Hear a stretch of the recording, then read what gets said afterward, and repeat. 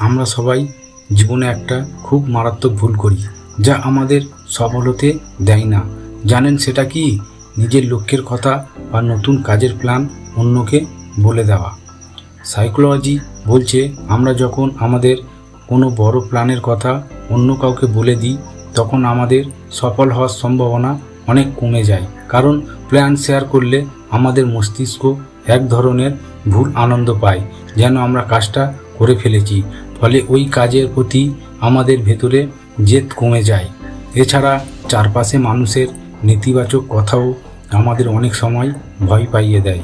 তাই আজ থেকে কাজ সম্পূর্ণ শেষ হওয়ার আগে নিজের প্ল্যান ভুলেও কাউকে বলবেন না। চুপচাপ নিজের কাজ করে যান। আপনার সাফল্যই একদিন শব্দ করবে। কথাটির সাথে একমত হলে ভিডিওটি এখনই শেয়ার করে আপনার টাইমলাইনে রেখে দিন। আর প্রতিদিন এমন চমৎকার সব অজানা তথ্য শিখতে পেজটিকে এখনই ফলো করুন। ধন্যবাদ।